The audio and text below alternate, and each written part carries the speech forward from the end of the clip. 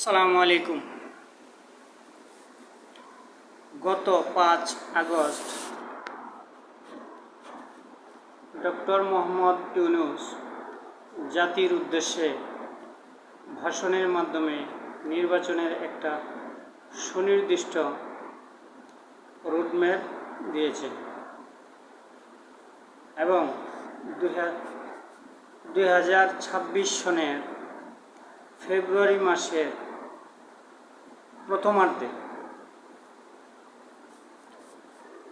মানে রমজানের আগেই ত্রয়োদশ জাতীয় সংসদ নির্বাচন আয়োজনের ঘোষণা দিয়েছে এবং সেই ঘোষণা অনুযায়ী নির্বাচন কমিশনকে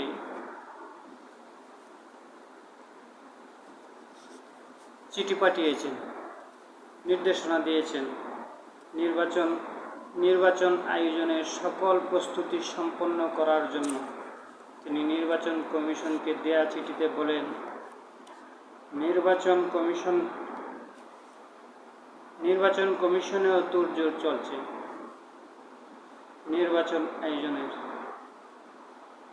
সুনির্দিষ্টভাবে 8 ফেব্রুয়ারি নির্বাচন অনুষ্ঠানের ব্যাপারে দৃঢ়তা প্রকাশ করেছেন।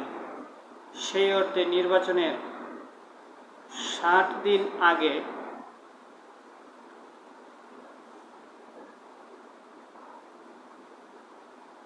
তার মানে 8 ডিসেম্বর নির্বাচনের তফসিল ঘোষণা করা হবে বলে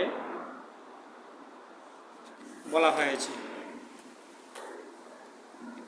সবকিছু স্বাভাবিক থাকলে রমজান মাসের আগেই একটা নতুন সরকার দেখতে পাবে বাংলাদেশ, নতুন প্রধানমন্ত্রী দেখতে পাবেন, নতুন সংসদ দেখতে পাবে।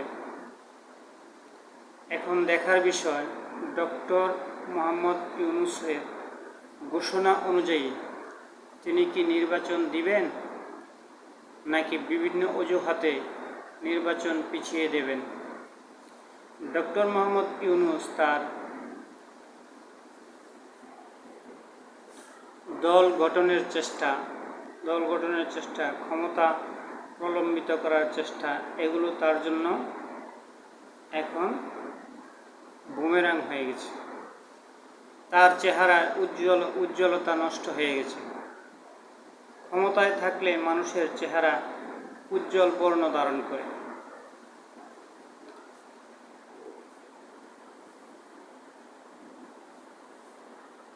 কিন্তু ডক্টর ইউনূসের বেলায় ভিন্নতা দেখা গেছে। ওনার চেহারার উজ্জ্বলতা নষ্ট হয়ে গেছে। আমরা জানি ক্ষমতায় থাকলে চেহারার উজ্জ্বলতা বৃদ্ধি পায়। যেমন এরশাদ বিরোধী আন্দোলনে বেগম খালেদা জিয়া এবং বেগম শেখ হাসিনা সাদাসিধে পোশাক পরতেন। পরবর্তীতে ওনারা ক্ষমতা আরোহণের পরেই ওনাদের চেহারার উজ্জ্বলতা বৃদ্ধি পায়।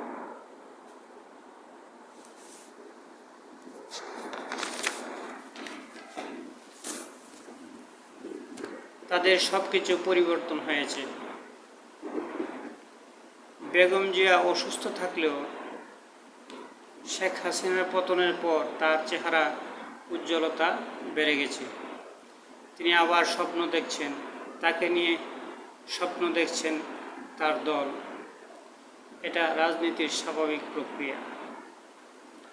ডক্টর ইউনূসের ক্ষেত্রে সেটা ভিন্ন রূপ দেখা যায়। তার চেহারার উজ্জ্বলতা নষ্ট হচ্ছে, তাকে রোগাক্রান্ত মনে হচ্ছে, শারীরিক সুস্থতা কমে যাচ্ছে, তার মধ্যে একটা হতাশা কাজ করছে।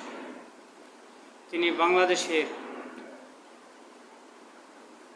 ক্ষমতায় এখন কমফোর্ট ফিল করছেন না। তিনি চলে যেতে যাচ্ছেন এবং চলে যাবেনও। কিন্তু চলে গেলে তাকে নির্বাচন দিতে হবে, ক্ষমতা হস্তান্তর করতে হবে। আর নির্বাচন দেওয়ার জন্য তার একটা সেফ এক্সিট দরকার।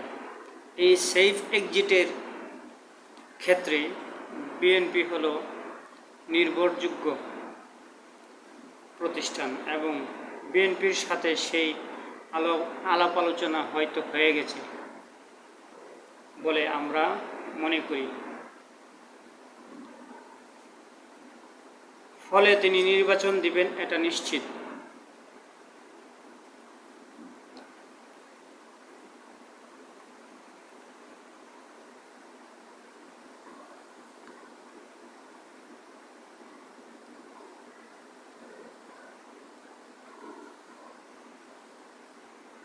কে পাশ করলো এই নির্বাচনে, কে পাশ করলো কে ফেল করলো ওনার দেখার প্রয়োজন নেই। তিনি ক্ষমতা হস্তান্তর করে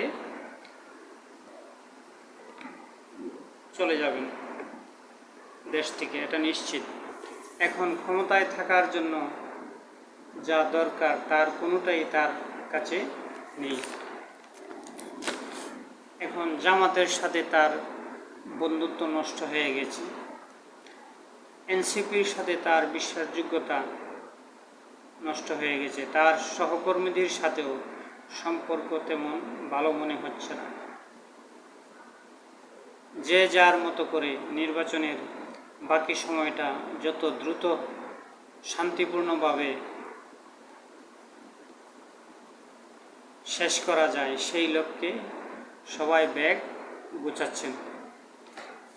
কাজেই দেশ নির্বাচনের দিকে এগোচ্ছে। যারা নির্বাচন গ্রহণ করবেন তারা এক ধরনের হিসাব করছে, আর যারা এই নির্বাচনে অংশগ্রহণ করবেন না, নির্বাচন প্রতিহত করবেন বা বাধাগ্রস্ত করবেন বা নির্বাচন বানচাল করবেন,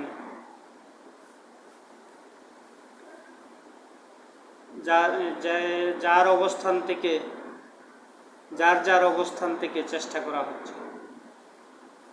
কোন পক্ষ জয়ী হবে সেটা বলা যায় না, তবে ডক্টর মোহাম্মদ ইউনূস যে তার সরকারের পক্ষ থেকে, ডক্টর মোহাম্মদ ইউনূস বা তার সরকারের পক্ষ থেকে নির্বাচন বানচাল বা পেছানো কোনো চেষ্টা করা হবে না বলে মনে হচ্ছে। যদি তৃতীয় পক্ষ, চতুর্থ পক্ষ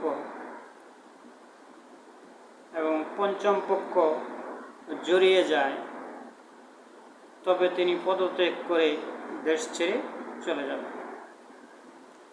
কিন্তু পুনরায় ক্ষমতায় থাকবেন এরকম মানসিকতা তার মধ্যে নেই। কাজেই ডক্টর মোহাম্মদ ইউনূস থাকলে 2026 সনের 8 ফেব্রুয়ারি নির্বাচন হওয়ার সম্ভাবনা 100% নিশ্চিত। তবে নির্বাচন কি একতরফা হবে নাকি সব দল অংশগ্রহণ করবে এখন বলা যাচ্ছে না।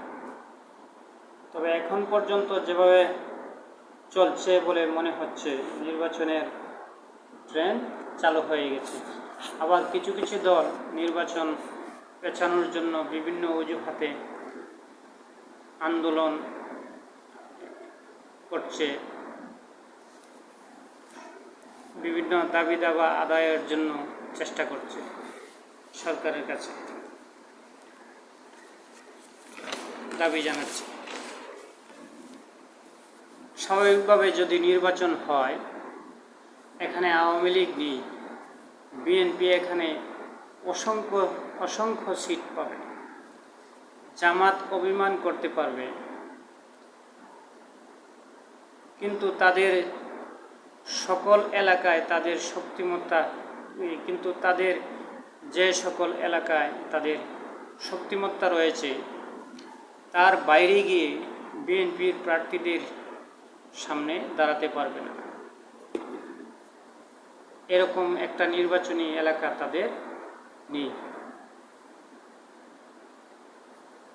জামাতের যে শক্তিমত্তা রয়েছে তা সারা বাংলাদেশে 2 থেকে 3টা সিটে তাদের শক্তিমত্তা রয়েছে।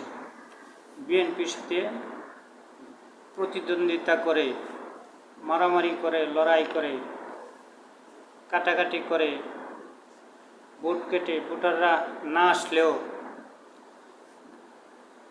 শিলপিটে জামাতের লোক এমপি হতে পারবে 2 থেকে 3টা সিটে,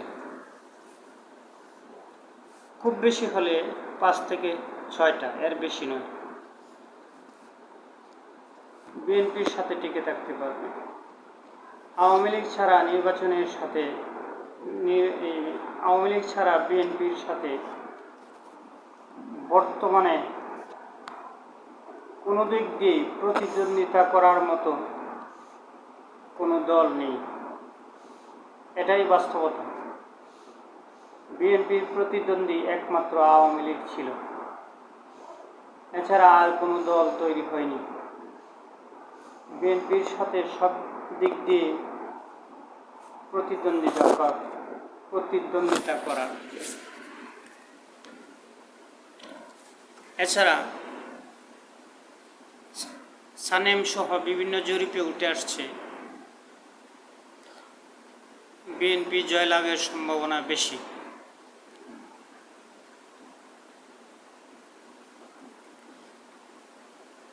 কাজে এখন দেখার বিষয়, বিএনপি জয়লাভ করবে নাকি জামাত জয়লাভ করবে। এদিকে বিএনপিও চেষ্টা করছে জোট বাঁধার জন্য, জামাতও চেষ্টা করছে জোট বাঁধার জন্য। কোন জোট জয়ী হয় দেখা যাক। সব কিছু ঠিক থাকলে আগামী 8 ফেব্রুয়ারি, আগামী 2026 সনের 8 ফেব্রুয়ারি ত্রয়োদশ জাতীয় সংসদ নির্বাচন অনুষ্ঠিত হওয়ার সম্ভাবনা প্রায় নিশ্চিত। 2026 সনের 8 তারিখে দেখা যাবে কে জয়ী হয়।